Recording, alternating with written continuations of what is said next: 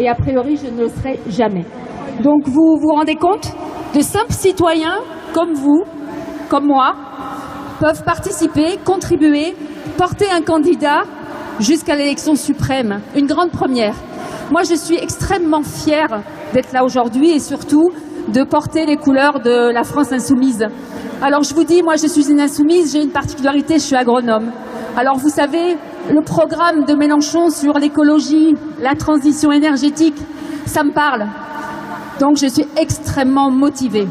Voilà, je voulais vous expliquer, donc ça c'était ma motivation, mais je vais vous expliquer aussi ce qu'on va faire aujourd'hui. Donc nous avons la chance d'avoir un orateur national qui est parmi nous, qui va prendre le micro derrière moi. Et l'idée, c'est que cette petite camionnette que vous voyez aux couleurs de Mélenchon sillonne les villes de France. Mais pourquoi faire, vous allez me dire? Pourquoi faire? Mais parce qu'on veut la démocratie. Et la démocratie, ce n'est pas que des paroles, c'est une réalité. On veut prendre la parole sur les places, vous êtes là, on veut échanger avec vous, parce que c'est ça la démocratie. Beaucoup en parlent, mais qui l'applique? Nous. Donc l'objectif aujourd'hui, c'est une place publique, comme vous savez sur les villages autrefois où on se réunissait pour parler. Et ben voilà, c'est ce qu'on va faire aujourd'hui. On va parler, et on va parler politique, parce que c'est intéressant la politique, parce que la politique c'est la vie, c'est votre vie, c'est la mienne, c'est la vie de tous les jours. On est avec des vrais gens, dans une vraie vie. Voilà, on n'est pas dans des stratosphères, on est des citoyens. Et aujourd'hui c'est une animation citoyenne qu'on vous propose. Donc n'hésitez pas. Ce n'est pas un sachant qui parle à des écoutants. Alors, je ne sais pas si ça existe ce mot-là, mais c'est pas grave. Un sachant qui parle, c'est une personne qui parle à d'autres personnes. Et on échange sur ce programme magnifique qu'est l'Avenir en commun. Je vous remercie. Et alors, je n'ai pas dit son nom, mais il s'appelle Pascal Troadec. Et je vais le laisser se présenter tout seul. J'adresse aujourd'hui le salut des plus de 3000 groupes d'appui qui, à travers la France, je vous adresse le salut des plus de 370 000 soutiens qui aujourd'hui appellent à voter Jean-Luc Mélenchon pour le 23 avril à l'élection présidentielle. De Lille à Marseille, de Bordeaux à Grenoble, de Nîmes à Rennes et à Brest, c'est toute la France qui est en train de se mobiliser pour faire de cette élection présidentielle une véritable révolution citoyenne. Et c'est ça l'objectif de notre campagne. Effectivement, cela fait plusieurs mois que le programme L'Avenir en commun a été construit, bâti par l'ensemble des militants, l'ensemble des contacts, l'ensemble des citoyens qui ont souhaité y participer. Ce programme, il n'est pas né de rien, il est né d'un travail qui a été mené dès 2012 avec d'autres forces, notamment les forces du Front de gauche dans l'élection présidentielle de 2012, et qui n'a cessé d'être enrichi depuis, réactualisé et prenant en compte les aspirations et les problèmes qui sont ceux de la France de 2017. Donc aujourd'hui, c'est de cette dynamique dont je veux vous parler. Cette dynamique, cela fait plusieurs mois que nous la rencontrons dans les quartiers, dans les villes, dans les universités, dans les entreprises, chaque fois que nous prenons contact et que nous conversons avec des citoyens. Les premiers temps, effectivement, les grands médias et les sondages n'avaient apparemment pas remarqué cette dynamique. Nous faisions ce travail un petit peu dans l'ombre, et que ce soit au travers des caravanes, des meetings, des camions, des points sur les marchés. Nous avons dû un petit peu dans l'ombre aller au contact et travailler avec les citoyens. Ça tombe très bien parce que c'est notre manière de faire de la politique.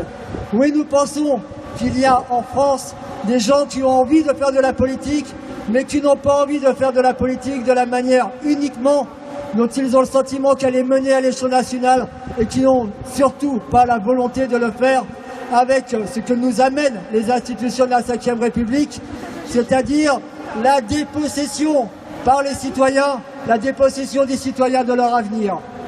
Vous avez pu remarquer que ces dernières semaines, la donne a changé au niveau de cette dynamique, et qu'effectivement, depuis quelque temps, on parle de plus en plus de Jean-Luc Mélenchon comme d'un candidat susceptible de se qualifier pour le deuxième tour de l'élection présidentielle. Soyons clairs, voilà notre objectif. Notre objectif n'est pas d'être devant Benoît Hamon ou d'être devant François Fillon. Notre objectif, c'est de qualifier la candidature d'un citoyen qui veut le pouvoir au peuple, en l'occurrence Jean-Luc Mélenchon, au deuxième tour de cette élection présidentielle, et d'opposer au projet xénophobe, discriminatoire, raciste, qui est menée par notamment la candidate que nous nous appelons, nous, Madame, de lui opposer un projet émancipateur, égalitaire, redistributif, social, qui fasse de la République française une République fraternelle qui accueille sur son territoire l'ensemble de ses enfants et qui leur donne la même possibilité d'en être les acteurs et la richesse. Voilà quel est l'objectif de la France insoumise, voilà quel est l'objectif de la candidature de Jean-Luc Mélenchon, voilà pourquoi nous menons combat pour qu'il soit présent au deuxième tour de l'élection présidentielle. Vous avez entendu parler ces derniers jours ou ces dernières semaines de ces affaires qui plombent le mouvement politique, qui plombent l'image même d'un gouvernement. Alors nous, pour que ces affaires-là ne soient plus que de l'ordre du passé, nous proposons de rompre avec l'hyper-présidentialisation, avec les institutions de la Ve République, pour y substituer une Sixième République égalitaire, participative, qui donne la possibilité aux citoyens de contrôler ses élus, et y compris de les révoquer s'ils ne respectent pas leurs engagements. Nous étions ce matin dans les quartiers, dans certains des quartiers populaires de Nîmes, et ce que nous y avons entendu ici à Nîmes et ce que nous entendons partout ailleurs en France, c'est le sentiment d'une relégation pour toute une partie des citoyens de ce pays. Il y a aujourd'hui une république de l'intérieur et une république de l'extérieur, une république des nantis et une république des discriminés. Nous proposons et nous disons que la république sera une ou indivisible ou ne sera pas. Et c'est pourquoi nous menons le combat pour que les revendications des quartiers populaires, les revendications du monde rural, les revendications du monde salarial soient entendues et prises en compte dans un projet de gouvernement. Je voudrais, pour ne pas être plus long, vous dire juste que nous construisons ce programme sur 4 urgences. L'urgence démocratique, j'en ai parlé, c'est la question des institutions et de la Sixième République, c'est la question d'une révolution citoyenne. La deuxième urgence, c'est l'urgence sociale. Elle passe notamment par l'abrogation de la loi El Khomri. La troisième urgence, c'est l'urgence écologique. Cette urgence écologique qui doit nous permettre de tenir compte du fait que nous vivons sur une planète que nous ne pouvons pas continuer à piller et qu'un certain nombre de traités, notamment internationaux, nous conduisent à la piller demain encore un peu plus qu'hier. Nous sommes donc très clairement contre les accords internationaux que l'on a, TAFTA ou CETA, qui sont les accords de libre-échange qui remettent en cause la survie même de la planète. Et puis nous sommes, quatrième urgence, pour l'urgence de paix. Et cette urgence de paix, nous la construisons à 2 niveaux. Le niveau international et le niveau national. Au niveau international, cela s'inscrit, cette urgence de paix, par le fait de sortir des logiques de guerre qui nous sont conduites et imposées par notre soutien à un ordre mondial qui est celui notamment des Américains et surtout mené par l'OTAN. Nous proposons donc la sortie de l'OTAN et nous voulons substituer à l'OTAN le fait que l'ONU et à l'échelle nationale, et j'en finirai là-dessus, cette logique de paix, elle s'inscrit par l'unité républicaine. Je l'ai cité par rapport au quartier populaire, je pourrais le citer par rapport à la question des migrations.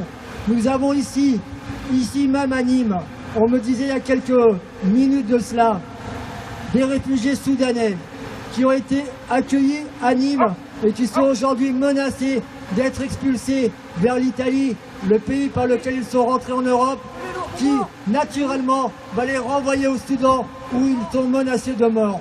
Oui, la logique de paix pour nous à l'échelle européenne et nationale, elle impose de remettre en cause les accords de Schengen et la logique de Frontex.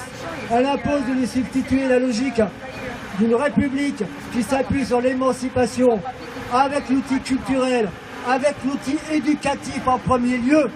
L'éducation, c'est l'élément au niveau de la construction républicaine que nous considérons être le plus important et sur lequel doit s'adosser la République. Et pour finir, en termes de conclusion, vous dire 2 choses. Il nous reste 2 semaines et demie avant le premier tour de l'élection présidentielle.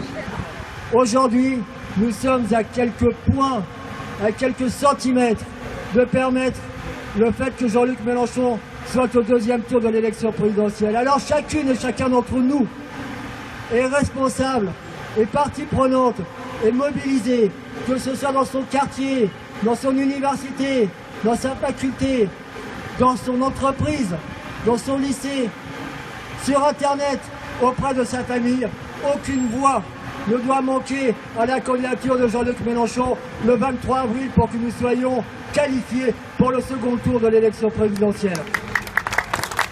Je vais maintenant passer la parole à des personnes qui vont vous faire état d'un problème sanitaire majeur. Car la question sanitaire, pour nous, elle est au cœur du projet républicain. Nous n'acceptons pas. Et c'est un désaccord que nous avons y compris par rapport à d'autres candidats de gauche. Nous n'acceptons pas que des lois comme la loi Marisol Touraine, qui a détruit la santé et l'hôpital de proximité, nous n'acceptons pas que ces dispositifs-là soient pérennisés par le candidat et par celui qui sera élu le 7 mai 2017. Nous voulons notamment imposer la sécurité sociale universelle et le droit à toutes et tous d'avoir le droit à une santé de qualité, d'avoir le droit à un outil hospitalier de proximité de qualité. C'est pourquoi nous étions ce matin devant le CHU de Nîmes pour avoir la discussion avec les camarades infirmières. Et c'est ce qui me donne justement l'opportunité, parce qu'il est question de santé là-dedans, de donner la parole à deux camarades de la France Insoumise qui vont vous faire part d'un problème sanitaire majeur qui aujourd'hui est totalement oublié, ou en tout cas totalement nié par les institutions sanitaires sur la question de la maladie de Lyme. Bon courage à toutes et à tous, résistance et victoire.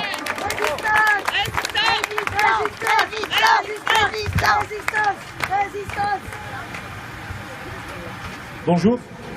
Comme vient de dire Pascal, nous sommes là pour vous parler d'un sujet très particulier qui n'est pas directement lié à la France Insoumise, mais qui concerne tout le monde, donc la France Insoumise aussi. Je me présente, je m'appelle Thierry Vernier, je suis un insoumis du Rhône, j'habite à Lyon.